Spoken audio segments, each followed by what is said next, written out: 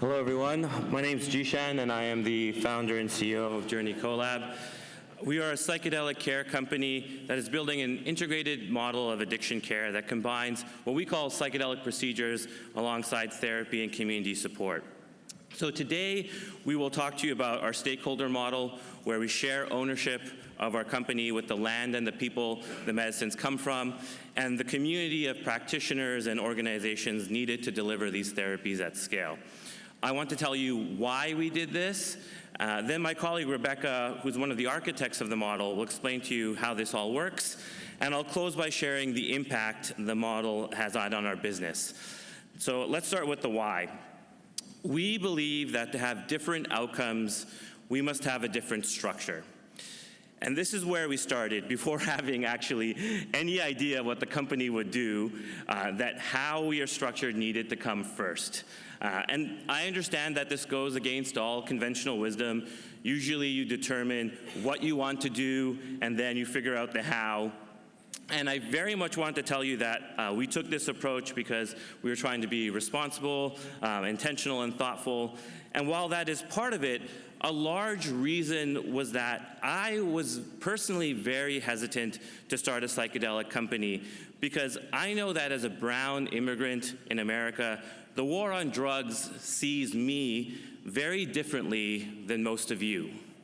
And so it is very important to me as a founder of color that our structure, one, minimizes the risk as much as possible, and two, maximizes the benefit of these very powerful tools. So let's talk about the first, minimizing risk, and by that I mean safety. And this is unfortunately something we do not talk enough about in the psychedelic industry, because the empirical evidence is very clear that when you combine traditional corporate models with very powerful psychoactive agents, that leads to very predictable and very harmful consequences. That was already evident when we first launched in 2020 in the backdrop of the opioid crisis, and the shocking but ultimately not too surprising revelations in the lawsuits that followed of how many different parties were co-opted to maximize sales and profit over lives. And now in 2020, we see that pattern repeat again with stimulants, with a number of companies under investigation for harmful practices that maximize prescriptions and sales. Now, I know a number of you may believe in psychedelic exceptionalism, the idea that psychedelics are inherently better than other psychoactive classes of compounds.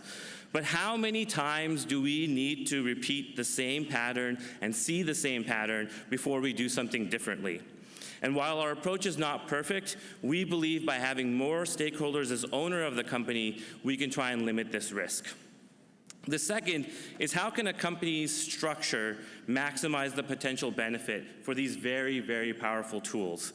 I will remind this audience, as Kevin opened with today, that the only people who have successfully mastered this technology at scale, safely, into their communities are Indigenous peoples and traditional communities.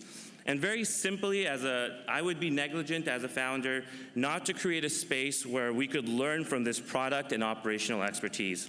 And with that, I'll hand to Rebecca to explain how we've tried to create that space through shared ownership. Thanks, JEESHAN.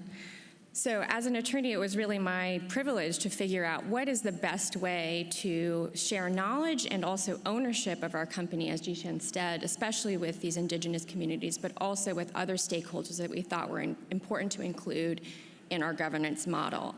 And the structure that we landed on is called a perpetual purpose trust.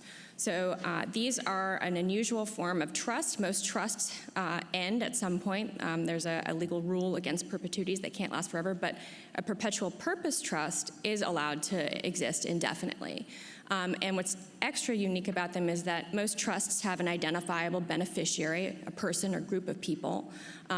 Our trust, as a purpose trust, benefits a myriad purpose. So instead of specific individual people, the purposes of the trust are to share the wealth generated by Journey CoLab, we hope someday, with the Indigenous groups that have traditionally stewarded these medicines, with groups working on equitable access to mental health care, including the providers themselves, with groups that are working to benefit the ecological and cultural preservation of psychedelic medicines, and with other nonprofit psychedelic operators in the space. Again, our other community stakeholders who want to share psychedelic and scientific knowledge. So the trust holds 10% of Journey's founding equity, which means ownership now instead of some future promise of profits at some indeterminate time later. And the other unique thing about it is that there is shared representation between the governance of the trust and the governance of the company, Journey CoLab. So the way that that works is the trust's purpose is carried out by a 5-member trust stewardship committee instead of one single trustee. Those trust stewardship committee members who will be appointed at a time that the trust is in a position to create liquidity in that equity. Right now, as a privately held company, of course, the equity cannot be sold in public markets. So if there is an opportunity for a secondary sale or other liquidity event, that is when the full trust stewardship committee will be appointed. The trust charter specifies that there will be a preference for for members who identify as being of Indigenous descent. And in fact, one of our colleagues who is herself of Indigenous descent and was helped create this model, Sutton King, who is Menominee and Oneida, she will be one of the first Trust Stewardship Committee members. And each of those seats represents one of the purposes that is to be benefited by the trust. Again, the sharing with Indigenous cultures, respecting their traditions, and the ecological preservation, and so on. And again, there's representation between the Trust Stewardship Committee and then also Journey's corporate board. So that's how we think, that's the way that we've chosen to do it. There are lots of other ways to create steward ownership, but this is the one that we landed on that we think works really well for us. And with that, I'll hand it back to G. Thanks, Rebecca. I want to close on how the model has impacted our business, and that's both been helpful and challenging. On the helpful side, the biggest impact is that by starting from the beginning with the stakeholder model, we were able to build trust with key communities early on. This was holders of traditional knowledge and wisdom on one side, but also scientific and clinical experts. And it was very interesting that these stakeholders, the traditional and the Western, both kept us telling us the same thing, which was they were willing to share knowledge with us that they just wouldn't feel comfortable with others. And that led us to directly understanding the uniqueness of mescaline in the psychedelic class. We at Journey CoLab are proud to have a lead position in the development and stewardship of mescaline, and it's validating to now see publications like Nature just last month featuring an article entitled "Finding Medical Value in Mescaline." On the other hand, and I imagine there might be some people trying to fundraise here, while we thought the stakeholder model would be helpful in fundraising, we actually found for the vast majority of investors, it did not. I can't tell you how many times I heard investors, particularly impact investors, tell us that they were going to cheer us on from the sidelines. The one clear benefit was when we did find an investor who understood the value of the stakeholder model. They got it immediately, and we'll hear from Lionheart, who's one of our investors today. And they have been steadfast in their support, and they are ultimately the aligned investors that we need on this very long journey. So just like a psychedelic trip, we got the investors we needed, not necessarily the ones that we wanted. The last thing I want to talk to you about is why this matters for our industry and why I think it matters for you in the audience. Each of us has a choice which companies and organizations to invest in, to partner with, to work for, and those choices matter, especially as our industry comes together. We have made it this far because of the elders, the scientists, the partners who chose to work with us because of our how. And so my call to action to you is when you choose who to work with, you choose the type of industry we will have. And so I ask you to consider the how, not just the what, when you make that decision. Thank you.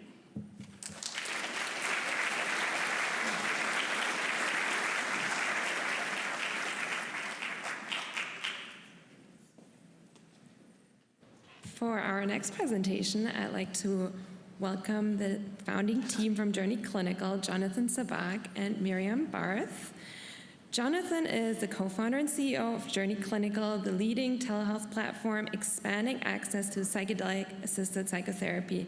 Jonathan is a serial entrepreneur who built his career in finance, spending over 2 decades working for hedge funds and building businesses in Switzerland and New York.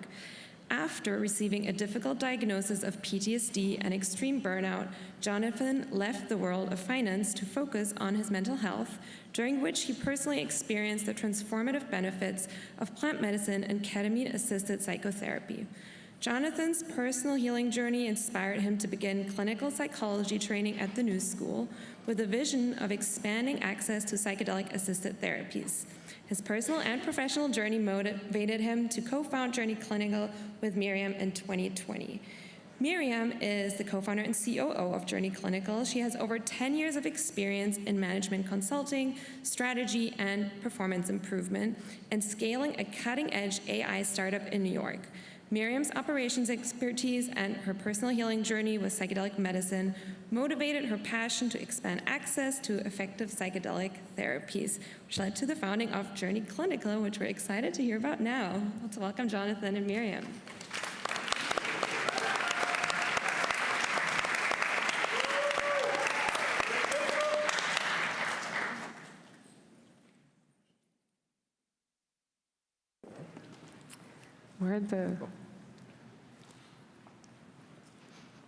Hi, everyone. Good morning. I'm Jonathan. And I'm MYRIAM. And we're the co-founders of Journey Clinical. Before we get started, I'd like to share a personal story. Not that long ago, I was a student in clinical psychology, sitting right where you are, and one of my dreams was to build a business that could impact this space at scale. And I also had the dream of speaking at Horizons, and so today I get to fulfill both of them, so thanks to you, so much gratitude for that. So our mission at Journey Clinical is to drive mainstream adoption of psychedelic therapies by empowering licensed mental health professionals to incorporate them in their practice as an adjunct to therapy. As you all know, today we are facing a tremendous mental health crisis. Roughly 50 million people in America are suffering from anxiety and depression. And 41 million people are in therapy. Next slide. As we know, that's why we're here. There has been no innovation in the past 50 years in psychotherapy or in mental health. And psychedelics are the first paradigm shift to happen in that time.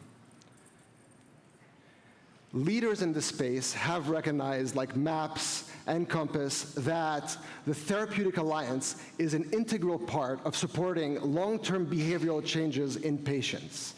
In fact, we found in several studies, for example in ketamine, that ketamine-assisted psychotherapy significantly decreases depression and anxiety scores. In MDMA-assisted psychotherapy, the effect size is 2x. In psilocybin-assisted psychotherapy, a strong therapeutic alliance really leads to better outcomes.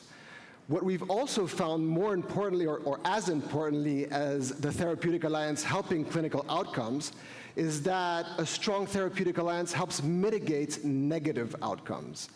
We also believe that the therapeutic alliance will stand up to the regulatory scrutiny necessary to deliver these treatments responsibly and at scale. So today we lack the basic infrastructure to allow licensed mental health professionals to incorporate these treatments in their practice as an adjunct to therapy. When we considered the main barrier to entry, what we found was that forming and maintaining relationships with prescribing physicians is actually very difficult. In fact, there's only 25,000 psychiatrists in America, mostly located in large cities. And so even when these relationships exist, they actually put a lot of pressure on the cost for the patient and really limit the revenue upside potential for the psychotherapist. So for a most part, what they do is refer out to clinics or direct-to-consumer platforms. And I'm sure if you're in therapy, you know that as an experience, being handed off to another relationship is really not the best experience, right? So what we are building at Journey Clinical is the necessary back-end infrastructure to enable mainstream adoption of psychedelic therapies sustainably by empowering licensed mental health professionals. And so we have built the #1 platform in America that enables licensed mental health professionals to deliver psychedelic-assisted psychotherapy, starting with ketamine, in their practice. And I will talk to you a little bit more about our care model. And the idea is for therapists that if you want to practice psychedelic-assisted therapy today, you can come to Journey Clinical and we give you everything you need to offer this treatment in your practice. Journey Clinical will take on the medical aspect of the treatment, and you will take on the psychotherapy.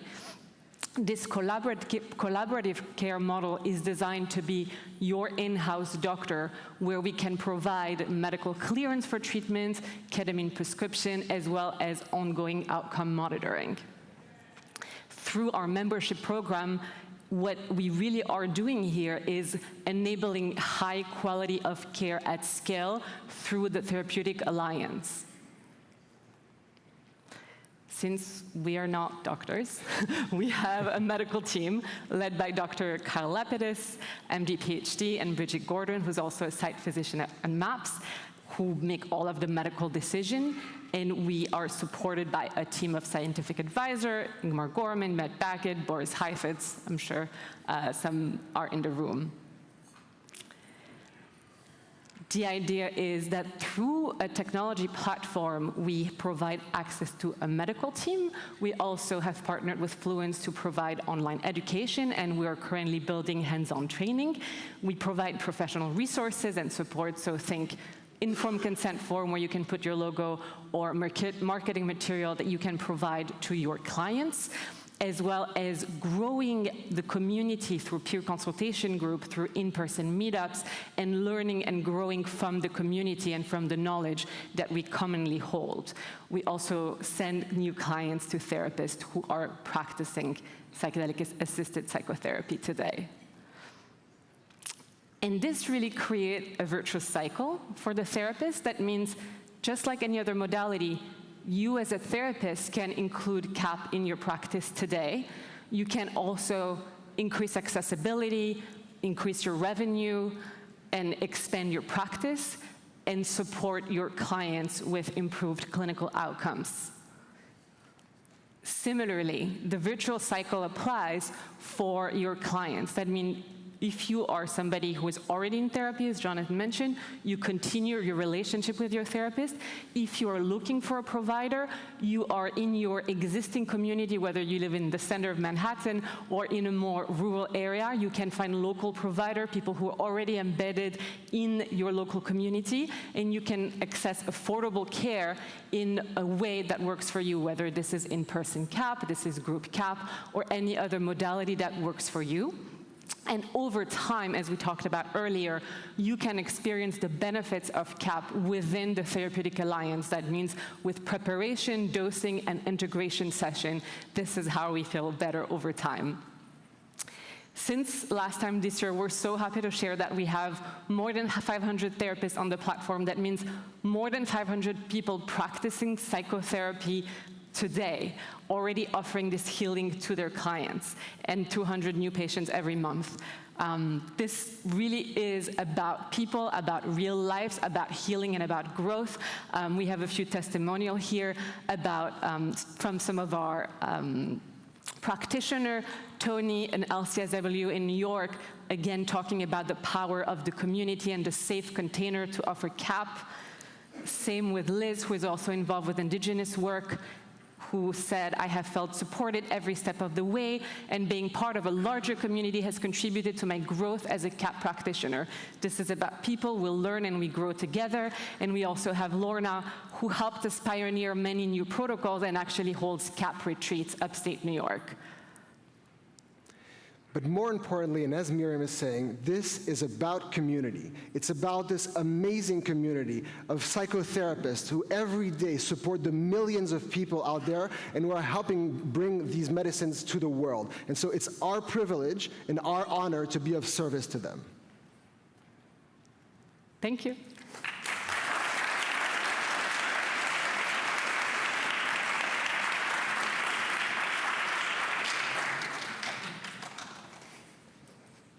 I'm pleased to announce our final speaker, Shelby Clark. Shelby is a seasoned entrepreneur, investor, embodiment facilitator, and eager student on his own path. He combines his passions, experience, and interests as a partner at Lionheart Ventures, where he invests in and supports companies that expand human consciousness, with a specific focus on mental health and psychedelic therapies. Before Lionheart, Shelby was the founding CEO of the world's first and largest peer-to-peer car-sharing marketplace, Turo, which has become a profitable multi-billion-dollar company. Shelby is also a yoga and meditation guide and is opening an LGBTQ-focused retreat center in the Costa Rican jungle. Welcome, Shelby. Thanks.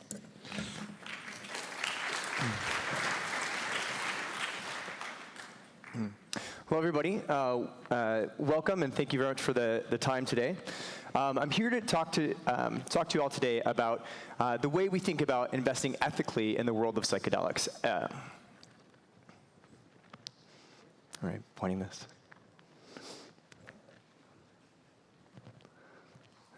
Yep.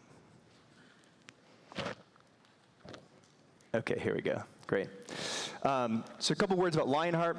So our first fund at Lionheart is a $25 million investment fund. It was founded by my partner, David Langer. And all three investing professionals are entrepreneurs. So you also find Mylan and Christina in the audience here today.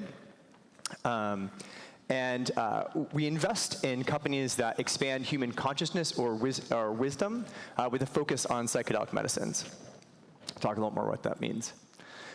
We also work with a lot of incredible people, some of these people in the audience, Graham, who help us evaluate companies, and think through some of these really delicate and important topics like we're discussing today.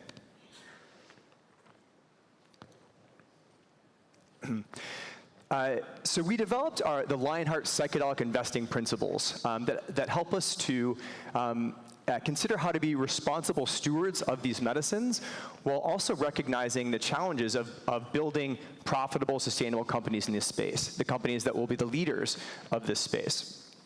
And so these principles came about several years ago. David engaged several dozen leaders in the space to help create this first round of principles. He later engaged in the North Star Ethics Pledge. Separately, I also contributed to North Star and the Ethics Pledge.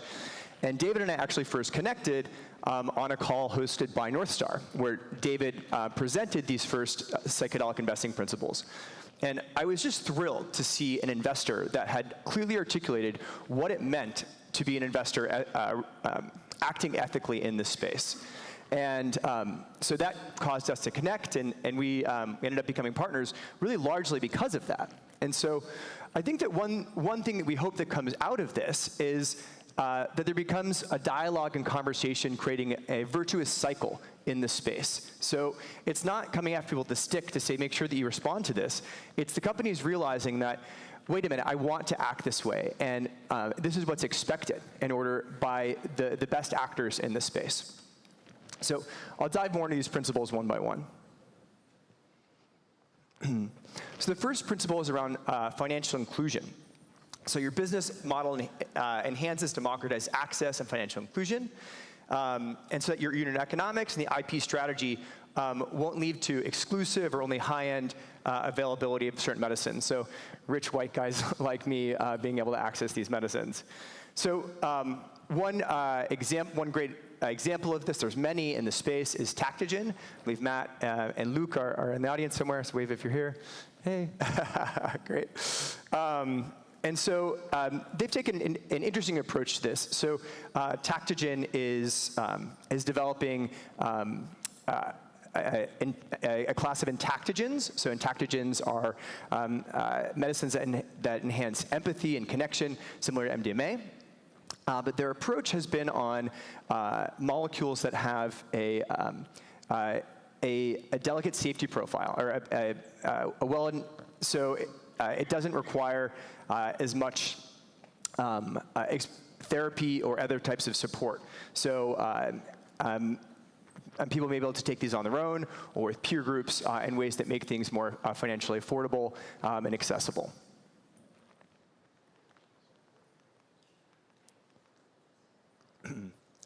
The next one is around allowing patients to receive the maximum benefits from these medicines. So, so we're not, this really is getting around not sort of like rushing people through treatment, making sure that there's proper prep and integration, and not just sort of advertising like a magic pill solution. So, get your miracle on sale today, 30% off. So we think MAPS is a really great example here. So hi, Rick. I hope we got this right. So let's see. So MAPS's protocol is a 12-week protocol really designed to allow proper preparation and integration, including 3 supervised medicine sessions. So not only was there a lot of care that went into this, but also the published experimental data has really shown that there has been a profound impact with this protocol.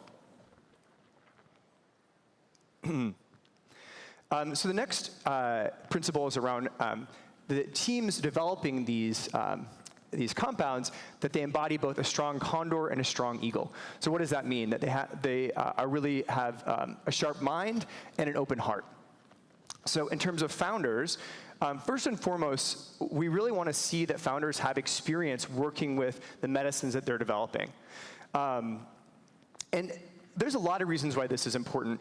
Part of it is that the founders are really they're figuring out what they're doing and why, and the why, right? So what is the why behind the company? This sets the culture, it sets the tone, so many important things. And so if founders don't understand and have a personal relationship with their medicine, it's tough to understand how they can have that why.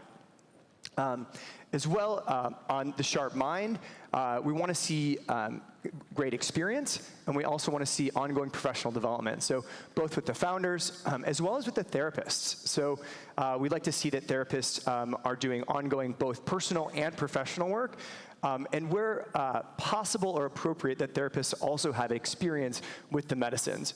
We do acknowledge that in some cases that's not either practical or appropriate, but we do like to see that whenever possible. So a great example of this, and there's many examples of this, is including both of the companies on the stage.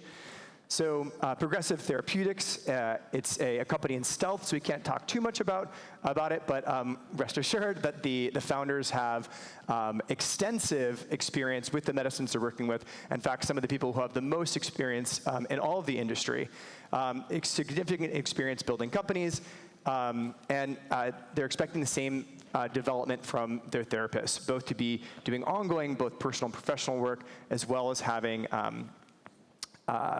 experience with the medicines.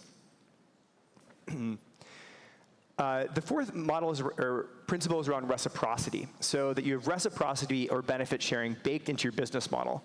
So an example of this is Woven Science.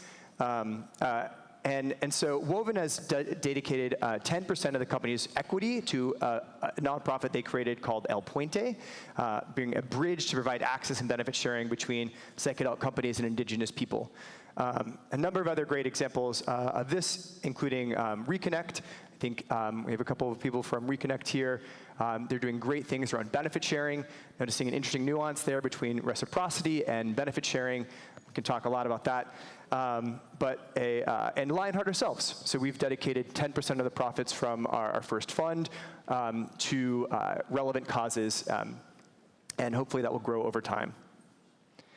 And the last principle is that that the company meets all other normal investing criteria for venture capital funds. So we do want to see that this is going to be a profitable, sustainable company, and we'd like to see what there's an alignment between purpose and profits, so that the impact that you're working on is deeply aligned to the company's success and is inherent to the success and sustainability of the company.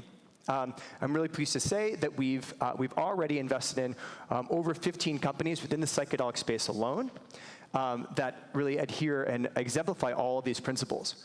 And I will say that this, a couple things on this.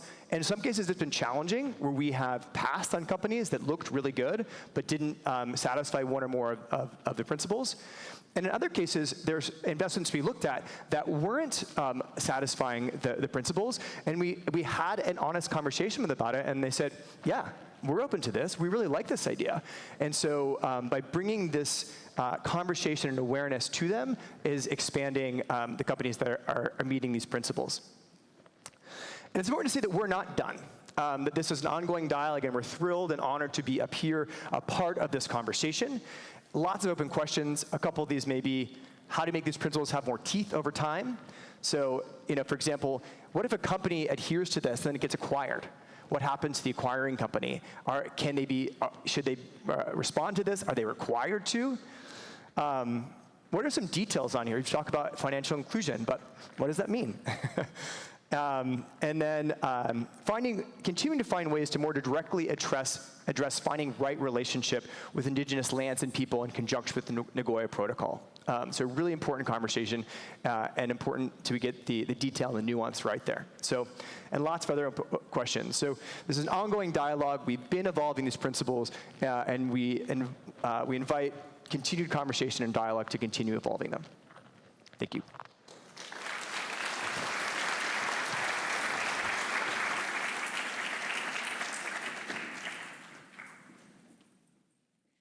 Thank you to all of our speakers. Let's get to some questions. JEESHAN, you mentioned that there was limited excitement from the investor community about your stakeholder model. What was some of the pushback that you heard? It was interesting. I think there's a lot of initial interest from folks about it, but I mean, I want to make clear that it's, particular to our case, in that we were doing a number of, I would say, risky things. We were in early drugs, early biotech, psychedelics, working with natural occurring compounds, and then when you add the stakeholder model on top of that, I think the compounding of all that risk made it much more challenging for us. I think if you're working in a business where you're closer to revenue, you have real assets, like let's say you're starting a clinic and you're generating revenue earlier, I think a different type of model is more palatable. But when you compound all these risks, that was a challenge that we saw. And it's also what risk investors are used to. Like, it was fascinating that we would see investors who are way more willing to take on risk for a class of compounds that had no data to it, like Josh is talking about, and saying, well, it can have a patent, it has no data, it's only been shown in a cell. That was risk that they were willing to take, but taking risk on a company that is working on a natural occurring compound and developing that was something that they were just unfamiliar with. So I'm not saying not to do it. I think it's just very important to be upfront about what your risk profile is and trying to match that with the investor who's seen and taken that risk before. Can I jump in? I really want to acknowledge you guys as pioneers in this field. Hopefully, what we need is models. We need successful models to show that this can work. And so we're rooting for you. we're not on the sidelines, so we are actively rooting for you. And I think that showing models that's actually working over time, both in terms of the company succeeding, getting funded, creating an impact, and giving back to the stakeholders, this is exactly what we need. Absolutely. Like as we see, like companies like the MAPS PBC, the ones you see here, be more successful. And again, I go back to my call of action. Like, we get to choose who succeeds. We're a small community. We get to work with each other. And I think that extends to ultimately the patients and families we will work with. As those models succeed, then it sets a precedent, and then it's the standard rather than the fringe of what needs to happen. And maybe staying on the model for one more question, which is also something that the audience is very curious about. So ownership is the key component of the stakeholder model, right? What does it look like in terms of dialogue with indigenous communities? Can you expand a little bit on how you're fostering that?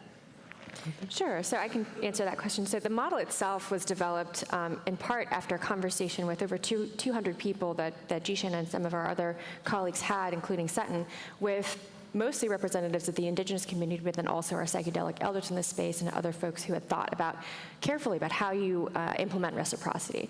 So we're starting with putting the ownership into the trust, and then it's up to the representatives, the indigenous representatives on that trust stewardship committee, to determine how best to deploy that ownership, that equity, for the benefit of the purposes. So some of that might be like, let's just get some liquidity at the next opportunity so that we can start making grants.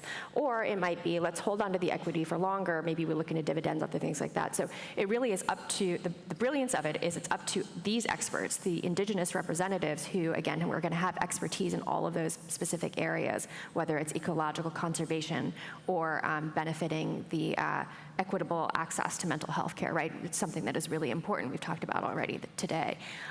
They get to decide what's the best way to do that, and that's why the ownership matters. It's also important because, again, there is that dialogue between the governance of the company and the governance of the trust. And so, if we were just promising, some amount of money later, we wouldn't have that dialogue going back and forth between the indigenous representatives who are having those conversations, going into consultation with community to determine from them what is the thing that they want. Do they want equity, or do they want the money now, right? And so that's the kind of brilliance of the model, right, is that we don't have to decide as the company. It's the trust itself that will do that job. Thank you for clarifying that.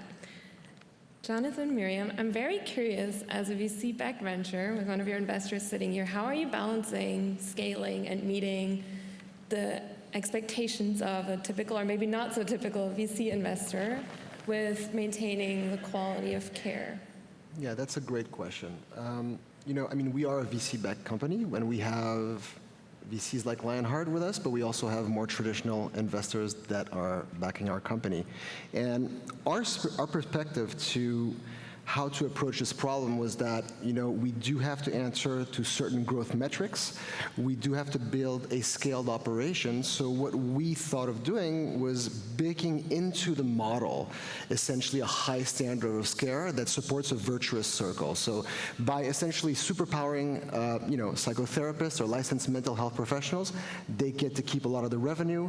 We get to deliver a higher standard of care. And, if they do well, we do well. To echo Jonathan, it's in the economics. Our incentives, in practice, sometimes we have the best intention, but the economics will drive different path. In this case, the economics are completely 100% aligned. And as Jonathan said, they do well, we do well. They don't do well, we don't do well. So we want to empower the licensed mental health professionals and the local providers in local communities. I'm curious to hear from Shelby. As the investor, are there any characteristics of the typical VC approach that you've had to adjust as you invest in these companies? Absolutely. I think, as I mentioned, we've definitely passed on really great deals that we were excited about and that I'm sure will do very well financially. And we didn't feel good about backing them for various reasons. And so I think it's hard. It's hard anyways to run a successful fund, and so adding this layer on of diligence makes it challenging. But we're finding we don't need to compromise. We're busy. We're meeting with incredible people. We're backing great companies who are doing awesome things in the world, and it's an honor. It's an honor to be able to work with these companies, and we don't have to compromise, and nobody in this room has to.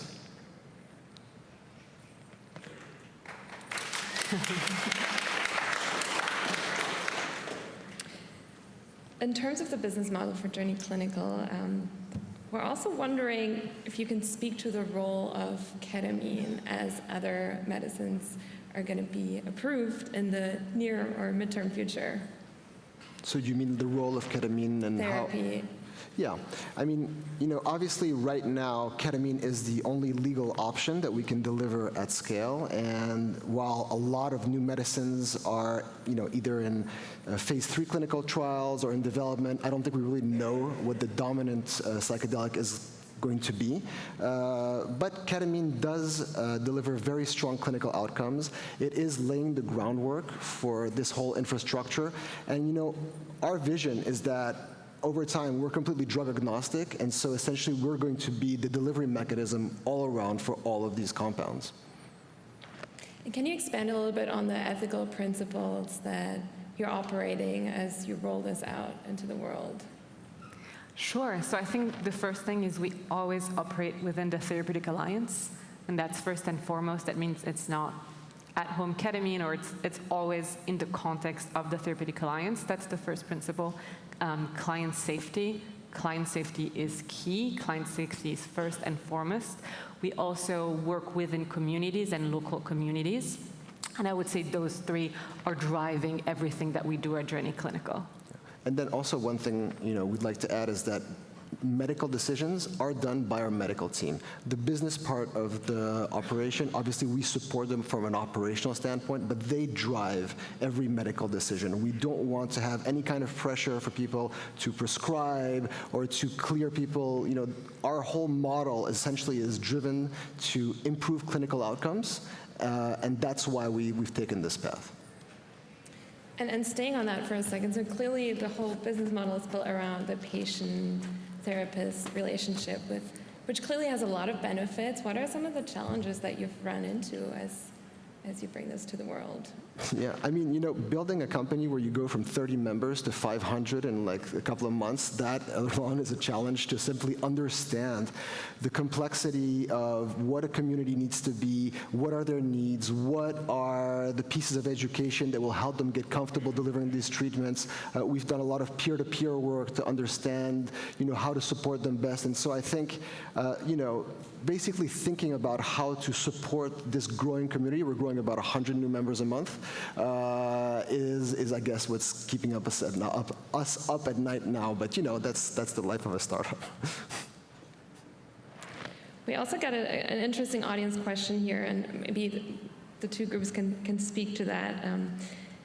Can the Journey CoLab and clinical departments speak to their alignment with the Lionheart principles? So can you give us specific examples of what that looks like in practice? Can we have the principles on the...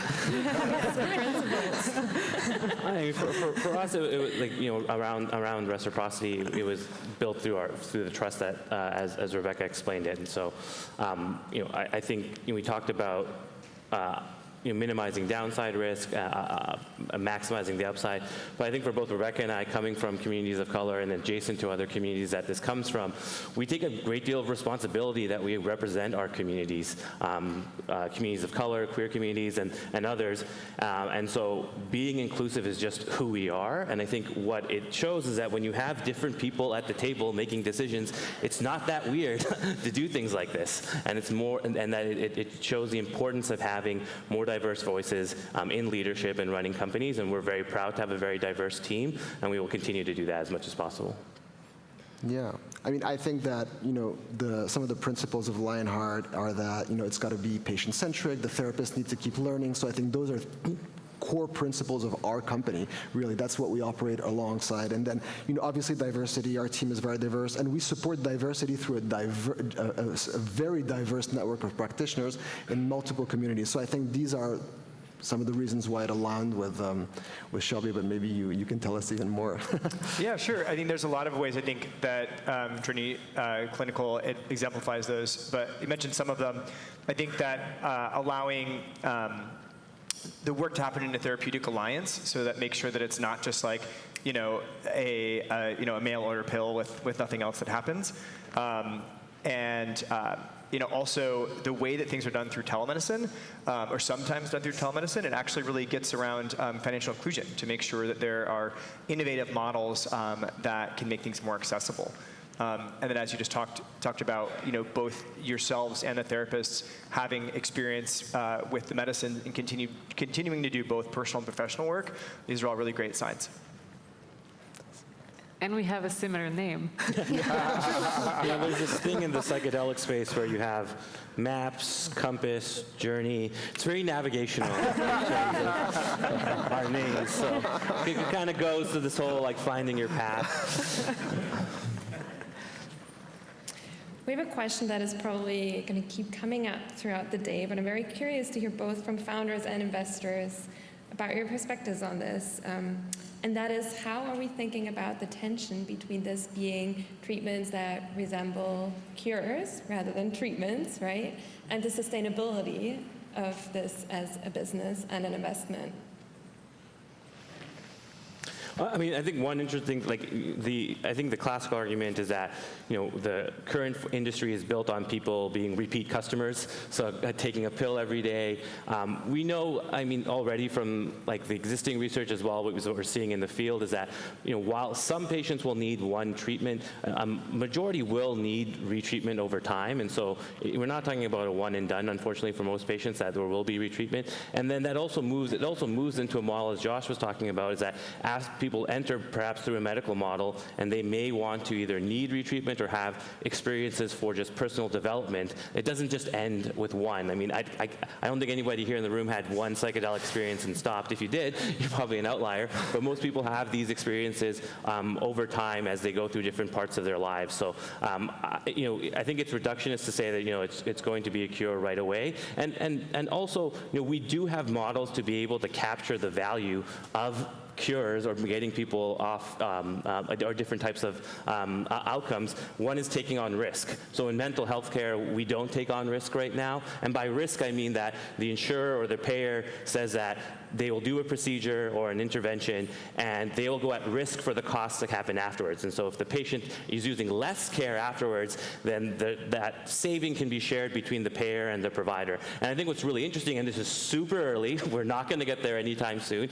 We first need to get onto formulary and first need to get reimbursement. But once that happens, I do think it's very interesting about models where psychedelic care providers do take on risk, and then that starts aligning people to not cutting corners, to giving the best care, and to be incentivized to getting people to, I don't want to use the word cure state, but to a more state of remission and stable and durable remission.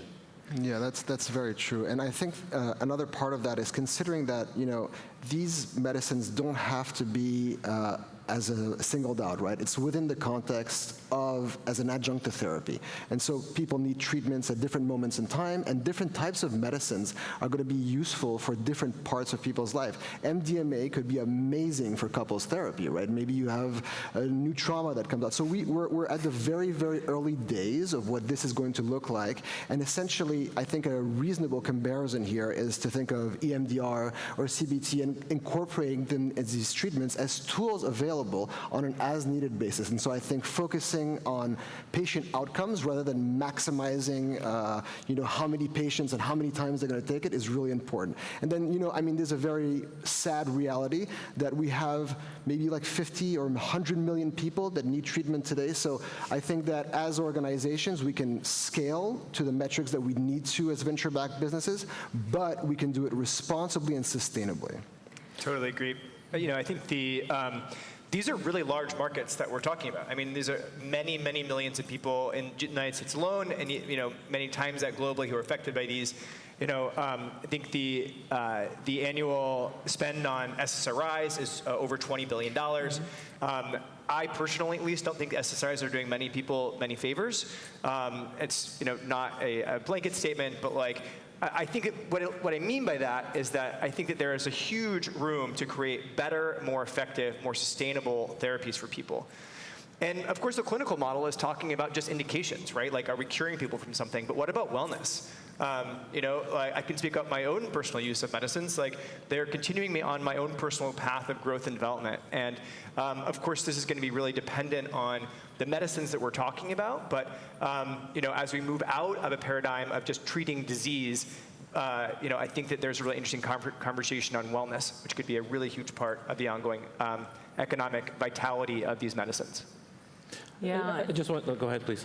One more thing that we have seen at Journey Clinical is to build personalized treatment plan at scale, meaning you meet the clients and the patients where they're at. You don't try to force a standard protocol, but you try to understand their needs within the context of the collaborative care model and really meet people where they're at with the different phases and parts of their lives. Maybe there are times when they feel much better and then times that are harder. And I think this is really about thinking through precision medicine and how do we allow specific treatment for each person. I just want to say one thing about this. We are talking about a different kind of model of care, and at Journey CoLab, we actually look at psychedelics as almost as an interventional psychiatric procedure or surgery for the mind, where there's pre, inter, and post-operative care. And we use the word procedure to elevate the value of what we're creating and what we're doing. I think using there's a rush to try and get things more affordable, and I think that's important to lower the cost. But at the same time, we need to show the value of what we're doing. And we paid around $25,000, Medicare does, for a total knee replacement, which takes someone who is immobile to get their mobility back. Groups like MAPS have shown like how effective their interventions can be. And I think we should price this and value this as much as a surgery is, rather than trying to get this to the lowest cost possible. And by that I mean that the therapist doing it should be trained, valued, and quite frankly compensated like surgeons also.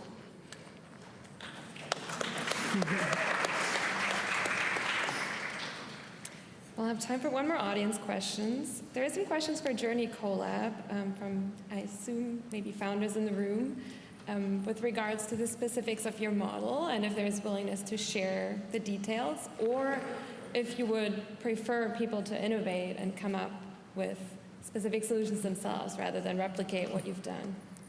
Sure. So one of the things that we value absolutely is knowledge sharing. And so if there are other founders who are interested in adopting something similar to a purpose trust, we're always happy to share and work through it. We just like to kind of, meet with you and talk through exactly the decisions we made and some of the trade-offs and cost benefits, because there are different ways to approach this problem and different ways to instantiate stakeholder ownership. I happen to think that the perpetual purpose trust is the way to go, especially for American companies, but I'm happy to talk to anyone individually about why that is and go through that. So happy to share knowledge always. Great, let's give it up for our speakers. Thank you.